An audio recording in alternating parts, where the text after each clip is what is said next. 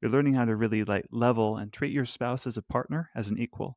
That's the magic, I think, of what that works. That's whole the whole point of everything I teach is to, over time, right, develop a genuine, equally reciprocal, romantic partnership. You're listening to Get Your Marriage On, the fun and spicy podcast bringing you new tools and fresh ideas so that you can be the sexiest couple you know. Communication in marriage is a big deal, and many couples tell me they wish their communication was better. Many men approach intimacy in marriage differently than women do, and each person in the marriage has their own fears and insecurities as well. And in fact, I think it's the way we deal with our insecurities or how we manage them that often triggers the fears or insecurities or vulnerabilities in the other person. And what this does is it sets off this reactive cycle. We try to cover our insecurities. We say something that triggers our spouse, and what they say triggers our vulnerability, and around it goes. And often, what's said isn't the same as the message that was received, which opens up the doors to more hurt feelings and misunderstandings. I met today's guest through one of my team members that has participated in her excellent mentorship program. Her name is Ramona Zabriskie, and she's spent the last decade of her life dedicated to helping women succeed in their marriages. She's a mentor to hundreds of wives, and she's full of all this folksy wisdom like what you'll get to hear today, like 5 lies we tell brides and teaching knights to knit. In today's episode, you'll get to meet Ramona's 5 crazy ladies, and I'm wondering which one do you relate to the most? And why husbands and wives don't listen to each other. And more importantly, you'll hear what Ramona believes are the steps to building not only just a good or great marriage, but a grand marriage as well. Before we begin, I've got good news or bad news, depending on how you take it. We sold out of all of our spots last week for our upcoming marriage retreat. However, sometimes there's still a last-minute cancellation or an opening, or perhaps you want to be the first to know about when our next retreat is coming up. You can go to the Couples Retreat page on my website and add your name to the waiting list. And mark your calendars for February 1st as we kick off our 14 Days of Sextimacy Challenge. Woo! The first thing you need to do is download the Intimately Us app, and you and your spouse will work together as an intimate team to complete challenges over the 14 days, February 1st through the 14th. And we have thousands of dollars in prizes that we're giving away, with the grand prize being airfare for 2. And you can win one of these amazing prizes that we have. Besides, take advantage of this special time in February to draw closer to your spouse. And you can follow the prompts, games, and lovemaking fun and suggestions in the Intimately Us app. Ramona, welcome to the Get Your Marriage On podcast. How are you today? I'm good, thank you. I love that. Get your marriage on. Uh-huh. Let's go It's get your just marriage on. fun. Yeah. It's kind of Looking fun. forward to a fun time with you, Dan. Great. So tell me, how did you get started with your work that you do now? What was your big epiphany? Well, I got started with my work 45 years ago when I married Dale Zabriskie. That's great. Because marriage is a work, right? Yes. Uh-huh. I like to call it an artistic work Mhm. that takes, it's like creating a masterpiece, and Mhm. you have to develop the skills to become that master artisan, your own Michelangelo of your own marriage. I gotcha. So that's something I've been working on for 45 years. But as far as my work, as in sharing what I've learned with others, that really started growing in me, about 15 years ago or so. I had many compelling experiences that got me to the point of actually writing a book. And that led into a number of educational programs and outreaches for women, which the readers of the book basically demanded or Uh-huh. requested. Um, but we had just come home from living in London, actually, and we were back home to where we live in Washington State in the Pacific Northwest. And so it was a beautiful time of year, spring, and my lovely friend who is much younger than I was, but we spent lots and lots of time together, and I was kind of mentoring her as she was raising her young family. And so we were planting flowers in my flower bed out front. It was felt so good to be back home and doing that kind of thing. Just I didn't get to do much of that kind of thing in London. I was really enjoying the day and the conversation, which turned towards her friends that were more her contemporaries in their late 20s, early 30s, who so many of were already in second marriages. Oh, wow. Uh-huh. She started rattling them off, telling me each of their names. So we're up to like 5 or 6, these Uh-huh. friends. And I'm like, what? Uh, what? What the heck are you talking about? This was really disturbing to me that these young women were already in second marriages. And I said, what do you attribute it to? What is that? And she said, I don't know. They didn't see the red flags. They were too young. I don't know. And Dan, in that moment, with my hands gloved and dirtied Uh-huh. and the sun in my eyes, I don't know. I felt like actually a lightning bolt came out of the sky and just, buzzed my head. And I felt like you will find out why. Wow. You, this is your job. Find out why these young women are in second marriages and then find out what you can do to prevent it, basically. So what did you This was find out? your job. This was your job. And that day, the whole world basically changed for me. I had no idea what was ahead for me. I now work with women in over 70 countries on their personal growth and their relationships, but most particularly their marriages. And yeah, look, I'd started a whole effort, over the next 2, 3 years where I was just doing intense research, including going through my own journals. I'm a big journal keeper. So reliving my own marriage.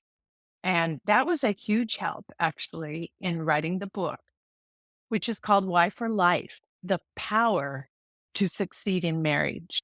And it is a woman's inspirational guide to a grand lifelong marriage. So what I felt very compelled to do then is to help women. And I did start out thinking I was going to work with young women, and I do. But we also work with women from every generation. We work with Uh-huh. women who've been married for 50 years and women who've never been married. And obviously women who've been multiple times married or who are unmarried or whatever. It just really surprised me that my message and what I'd learned resonated so big. We were almost divorced I 2 didn't years. know that. Yes. Okay. This is why that day really struck me, Mhm. because I could have been one of those young women who was in a second marriage in her 20s. Gotcha. Okay. Earlier in your life at that time. Yes, Uh-huh. yes. We were married for 2 years Uh-huh. and we filed for divorce and Oh. went through the whole works. We were 4 days away from divorce court, and Uh-huh. the whole story's in the book in detail. Uh-huh. When he reached out to me and said, "Do you wanna try again?" So, and at that moment, no one supported me in it. No one. Absolutely not another soul on earth who knew and loved Ramona Messagey, that was my maiden name, supported me in returning to being Ramona Zabriskie. Not my parents, not my, aunts and uncles, nobody. Uh-huh. They all thought I was crazy and that he was a jerk. He was a loser. He was immature, and it was good. I had gone out of that marriage. It was a big mistake from the beginning. They all knew it. Uh-huh. I've been married 45 years now. This man. And he is a redwood of a tree kind of man, as opposed to the little twig that I married. But at the time, everyone could only see the twig, and so could I. And that's why we filed a divorce. And so now let me tell you, you ask, what have I learned? That's what we'll talk about today. But it's important for me to stress the source of that learning. Yes, I dove into 150 marriage books, the ones that are really, really, truly accredited and admired, and universally accepted as being truly the most helpful books out there. So yes, I did all of that and another 100, academic studies and to relationships and marriage and all of that. I did all that. And I told you I went through my own journals. Right. But what I teach women now is what I learned from my own experience, my own study, of course, but from other women, other successful wives and women. I believe in that. I believe in mentorship being the best, most optimal way to truly learn and internalize the deep growth and changes that are needed in our heart and spirits to really succeed in relationship. I think mentorship is key. So I Yes. do call myself a mentor. I am the mentor to hundreds and hundreds of women. That's what they call me, more than a teacher or whatever. I teach as I mentor. In fact, so I do personal coaching and mentoring. I don't even call it coaching. I do private mentoring with women outside of my program, educational programs. And someone asked me the other day, well, why didn't you get a counseling degree and be a counselor? And I said, listen, I could have been a counselor 30 years ago or whatever, but I could only be a mentor now because Oh, mentors have lived it. yes. That's a big difference. Big Yes. difference. Uh, And so it's other women and their mentorship that has taught me and really made me and my marriage what it is today. So that's what I was doing for Sue that day when we were planting flowers. And that's what I knew in that moment that you asked me, what was, what was your light bulb moment? That was one of the compelling experiences that led me to do what I do today and how I do it, which is mentoring. That's amazing. So, what were some of the big epiphanies as you dug through your journals, read through the marriage research, books, and mentoring other couples and women? What is it? What are like some of the top things that are coming up for you? um, I'm going to encourage your listeners to get my free ebook.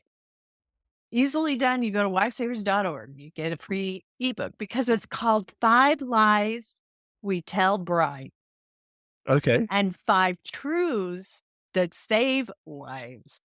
All right. Right. So there's a Uh-huh. lot of those. But I boiled Distilled them. down Uh-huh. to, at least for the purposes of that ebook.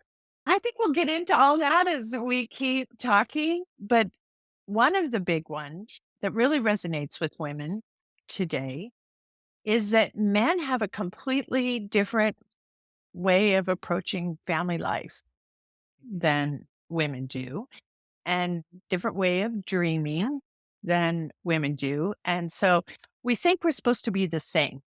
Right. Or united. United meaning the same. Right. Yeah. Or close, meaning the same. Uh-huh. Yes.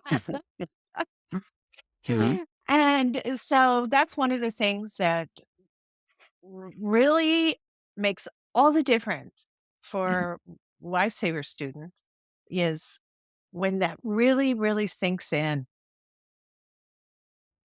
For instance, um, men have fears, frankly, that we as women, we're completely unaware of. And when we're that unaware, what happens is we actually stir up inadvertently without meaning to. We're actually reaching out for connection. But the way we do it or the way we go about it ends up exciting his fears. Gotcha. And that Such works as against us because that pushes him away from us instead of drawing him closer to us, which was our original intent, right? Was just, I call it killing him softly. Okay. when we hurt hurt the men that we're trying to love.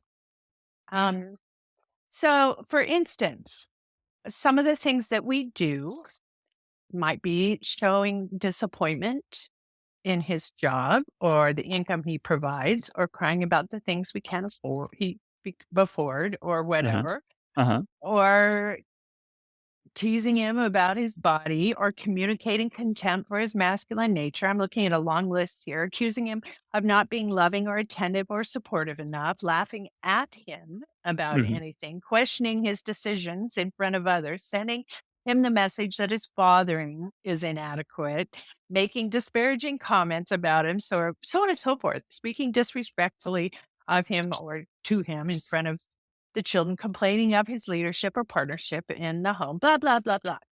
Okay. Yeah. That comes from, we have 5 personas or aspects of they're common to wives, that we call the crazy ladies.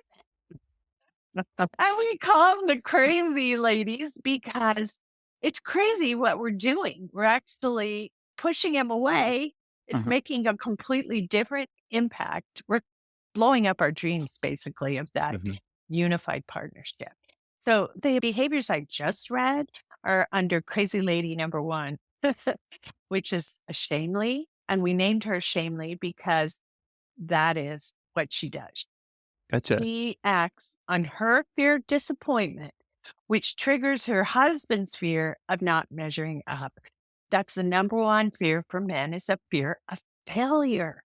Mhm. And she's probably good intentioned, right? She's thinking, if I point these things out, then Yeah. he'll know to work on these things. So I'm improving the marriage, but Yeah. it's not And there's received actually that a way. way to go about all that, Uh-huh. but it isn't the way that women normally do. Mhm. So what she ends up saying is, you are disappointing, you are inadequate, you're ridiculous. Yes. Uh-huh. Mhm. I see that in the Other couples I coach too. For Okay. yes. Uh-huh. Crazy lady number 2 is called stupidia, because why? You make them a little stupid, Uh-huh. right? Uh-huh. And she's acting, and there's a long list of behaviors. They're in the book, they're in the course. She acts on her fear of being exploited, Okay. which stirs up her husband's fear of becoming subservient and losing his independence, because Give me that's like 2 or 3 examples of really that. important. Teases him as a non-entity in the company of others, interrupts him before he has time to formulate his thoughts or express himself, makes fun of him in front of others, barrages him verbally. Gotcha. As a woman, I have 6 or 7 language centers in my brain. That's just brain science, where I can word process. So I can think verbally or words and then spit them out like a machine gun. Uh-huh. Huh. You're you're very articulate. Okay. I really hate to tell you this, Dan. Do you know how many language centers there are in your brain? My guess is a half, Yeah. maybe a quarter. You have 1. Okay, good. That's better than I was thinking. And your corpus callosum is 25% smaller than mine. What does a corpus Corpus callosum do? callosum. It's the bundle of nerves that connects the 2 hemispheres of the brain. Oh, And from right to left? to Uh-huh. think and then speak, you gotta get the little, those little, you know, Mm. Dendrites connected. has Yes. to Uh-huh. go through the corpus callosum, right? Mhm. You have 25% less chance of doing that than I do. Gotcha. I can beat you in a talk, and virtually any woman could. And your brain is taken up with a whole bunch of other really important things that are greatly advantageous to me, and so on and so forth. So it isn't that your brain is lesser, it's just different. So the point is, it's barraging him verbally like a machine gun. Women, we do that. You have because you have the advantage. It's an easy way to kinda take control or whatever, Yeah. take up more room in the Yeah. relationship for that matter. Uh-huh. Take up more room in the relationship. Oh, I love the way you put that. Yeah. That's so good. So that's crazy lady stupidia. And there's a whole bunch more. And when women learn about the crazy ladies, they love them and they hate them, of course. Because they can identify with them. Huh.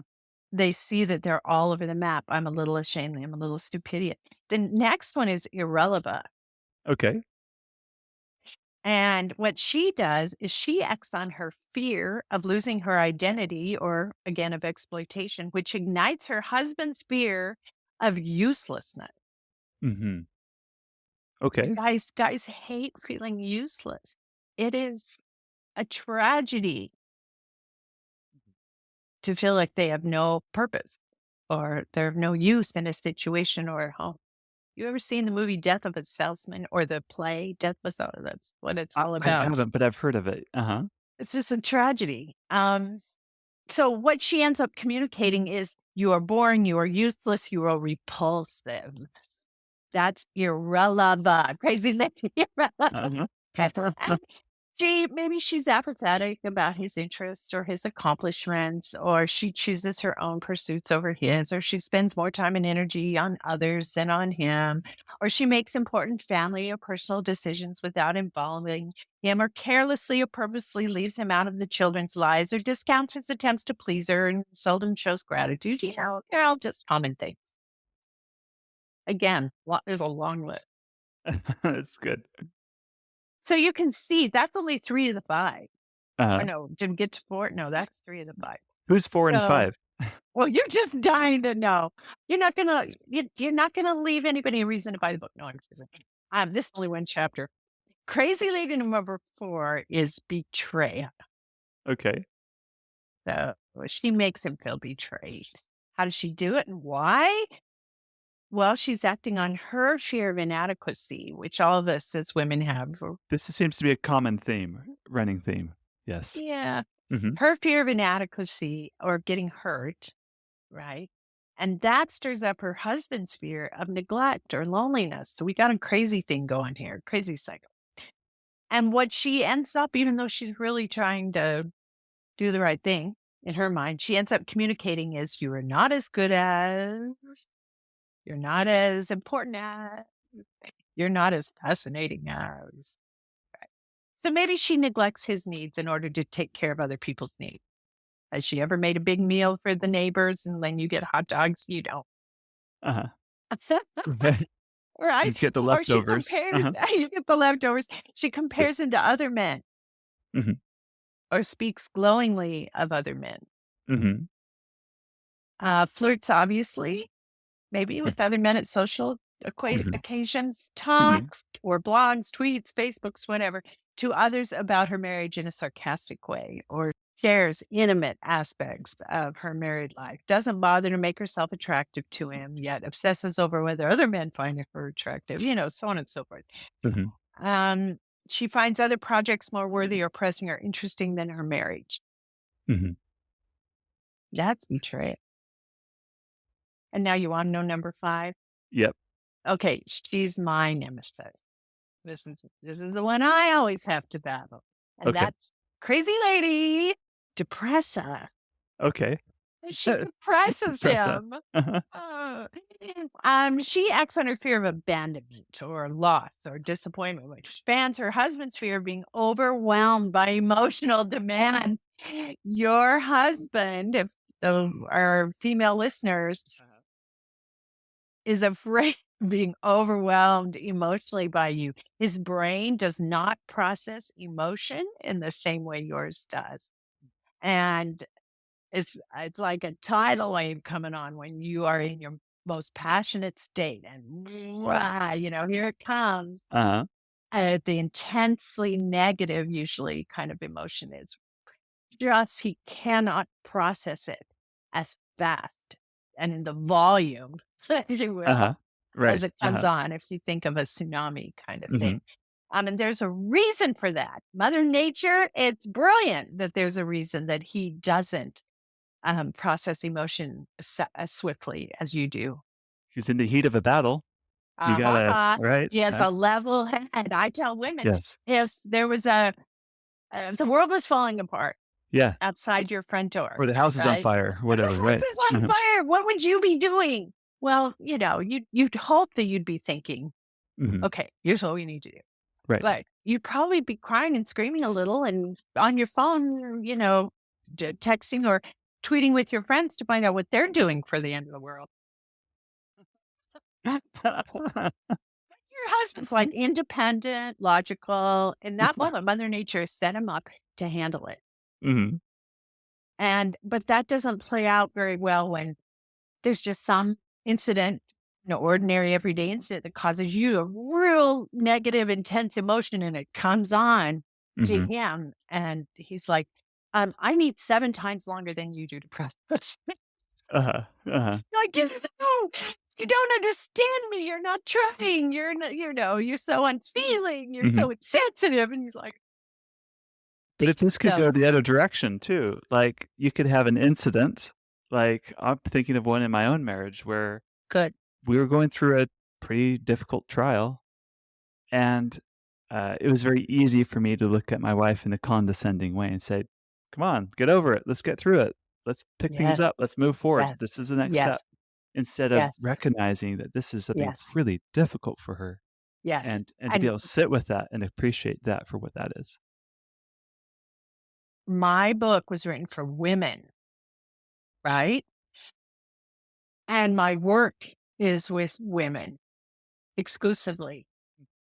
But in the past couple of years, I've been private mentoring, not just women, but couples, Mhm. right? Right. And all these years, women have been saying, when are you going to do something for husbands? Because that's what you just pointed out from Mhm. his, he needs to understand her. Mhm. And I've just been afraid that women were going to take my book for husbands and beat their husbands over the Oh, head. yeah, weaponize it? Okay. Uh-huh. Yeah. And but I'm finally to the place where I'm comfortable with it. So I am working on it and I hope to have it published this year, maybe next, but hopefully Would this it be year. called Husband Savers? It's gonna be the the husband whisperer. That's what some Okay. people call me. Um Nice. the book, this book is Wife for Life. Uh, oh, So it'll Husband for be Life. Uh-huh. husband for life. It's Wife for Life, the power to succeed in marriage, but it'll be husband for life, the challenge to succeed in Now, marriage. why is that important wording? Why challenge when Yeah. talking to men? I don't expect a lot of men to browse the bookstore shelves and choose a book on marriage.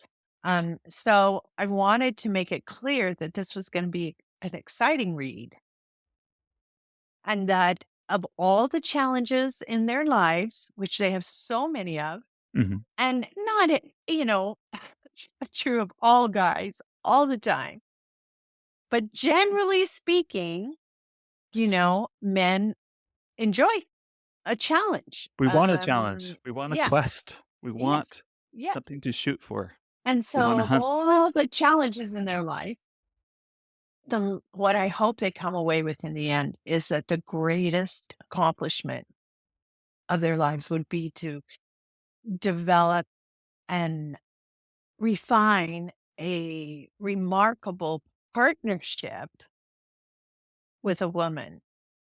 Mhm. That is the greatest challenge of a lifetime, but it's not impossible. Not something if they can climb a mountain or they can, and I'm going to use I am using a lot of examples of real marriages, of guys that do these crazy, amazing things, Uh-huh. in addition to having a really solid, grand, what I call grand. That's very unique to Lifesavers, Mhm. marriage or partnership. So that's fine. That's why I use challenge. Great. If you're a wife and you're in a situation where you feel like your husband just isn't listening to you, you okay, I get the 5 crazy ladies, and you can probably identify with 1, 2, 3, 4, or maybe all 5 of them, and At one time or another, right? At one time or in any another. given day. What's one, piece of advice you can give our listeners today? Maybe a different approach, a different shift, uh, to see better results in your relationship? Communicating how to get Yeah. him to listen to you? Yeah. Yeah, get it to listen. Well, it's there's different kinds of listening. Do Like paying you attention. mean you want him to tune in and really hear what you're saying? So there's different things we need to say.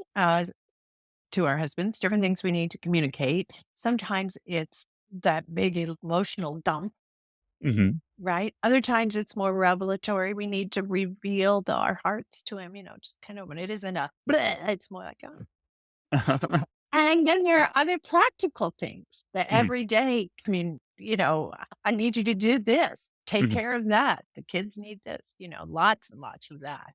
Mhm.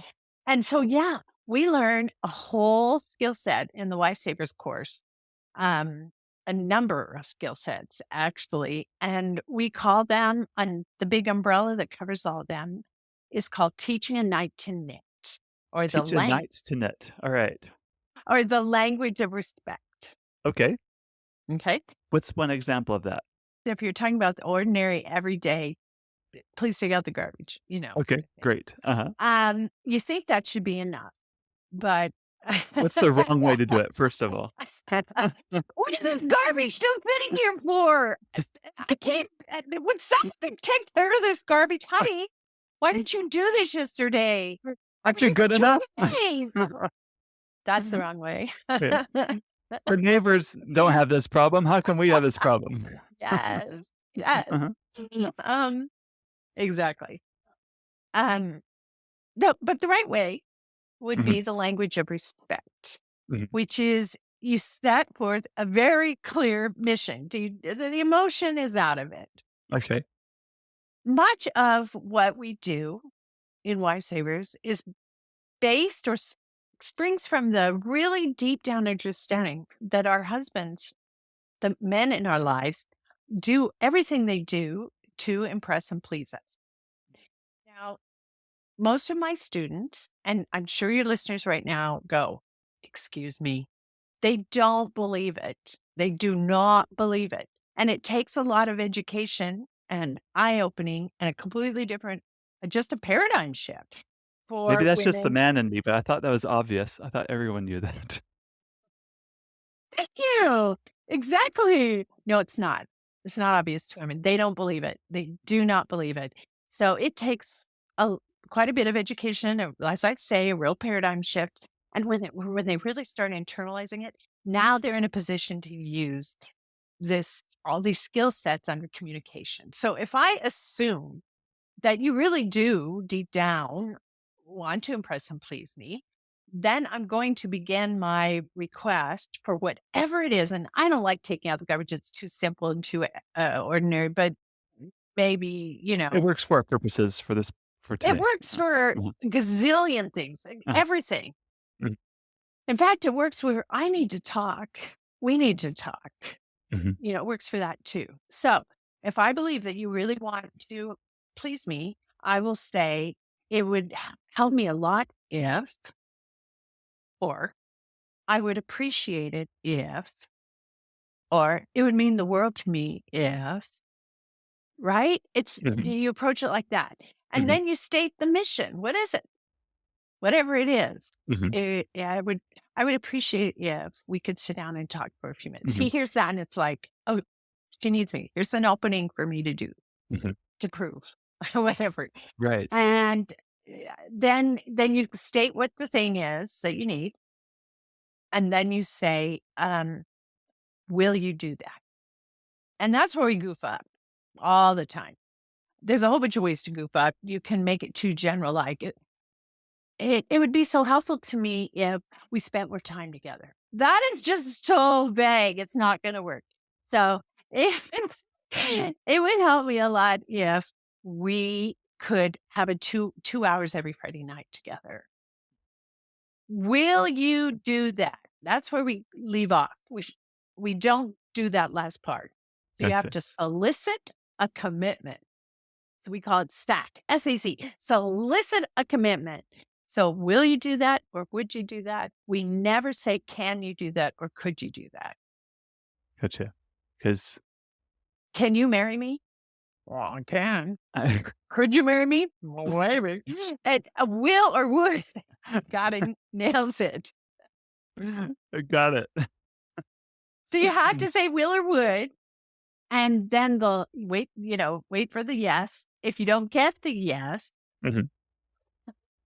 And by the way, if it's really important to have it done by a certain time, you better say it would mean a lot to me if you would take Johnny to the store for me before 5 o'clock. Uh-huh. All right. So Will you you just do have to that? be very willing to do that. Uh-huh. Uh-huh. And he loves it.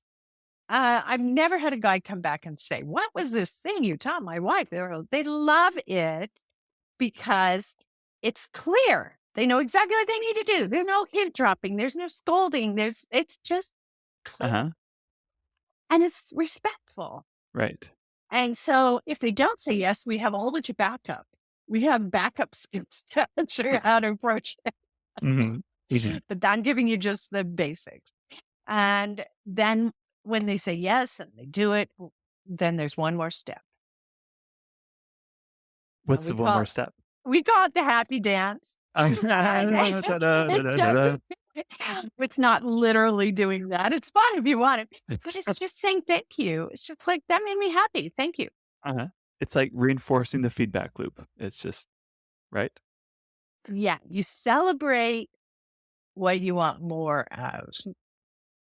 Does that make sense? That makes sense. And Yeah. if I'm summing up a lot of what you're teaching me today, it's when we act on our insecurities in a way that's condescending, that's creates this negative feedback loop in our relationship. Yeah. And so the teaching night to knit approach, there's no condescension in it. You're coming from a place of calm. You're not like triggered out of your own insecurity in that moment. You're learning how to really like level and treat your spouse as a partner, as an equal. That's the magic, I think, of what that works. That's whole, the whole point of Lifesavers and everything I teach is to, over time, right, develop a genuine, equally reciprocal, romantic partnership. There's a Partnership. word to keep using over and over called a grand marriage. Mm. Let's end on that. Tell us what you mean by that.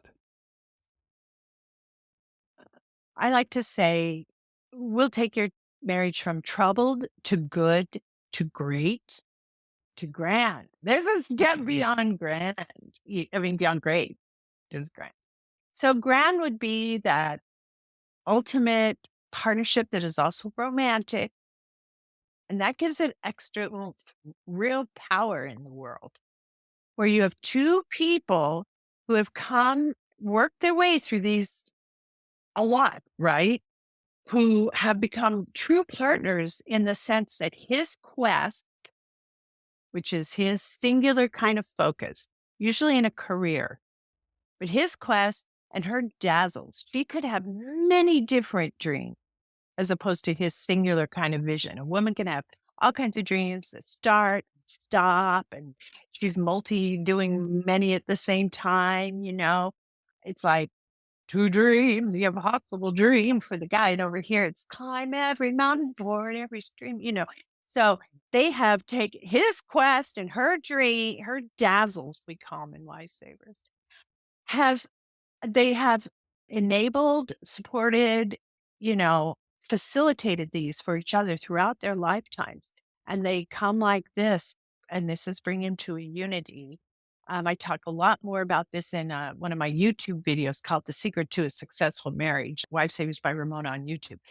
But anyway, there's multi steps involved, and you come closer and closer.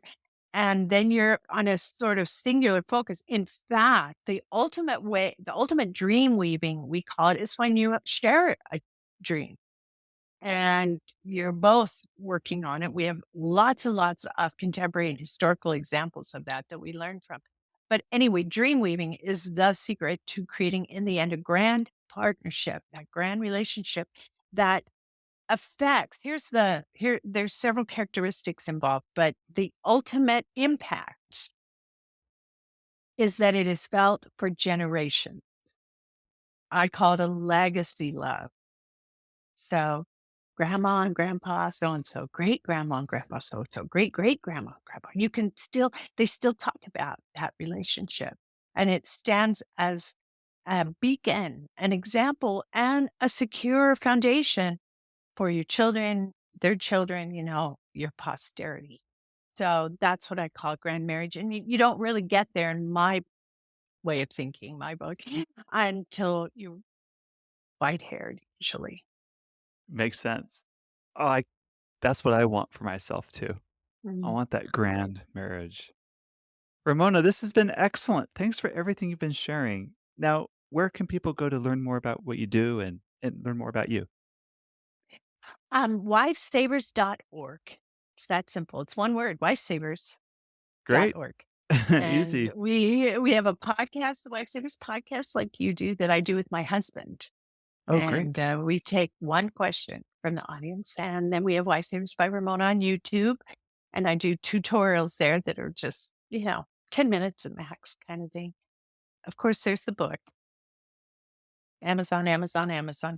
But our ultimate, our real flagship is the Lifesavers course and community, where it's a really loving, dynamic, truly authentic, truly women from all over the world community. And they support each other through the course as they're learning and growing. And it's amazing. We have lots of live interaction and events throughout That's every month of the year. that's excellent. Well, Yeah. well, thank you very much. No, thank you. Thank you for your work. Mhm. My So pleasure. important. So much to do for families, right? Mhm. We hope that you enjoyed this episode of Get Your Marriage On. And if you did, we would love it if you would take a few seconds to give us a rating on iTunes and to share the show with your friends. They'll thank you for life. Once you've done that, you can head over to getyourmarriageon.com for more resources about today's topic and to download our amazing marriage apps. Now go get your marriage on.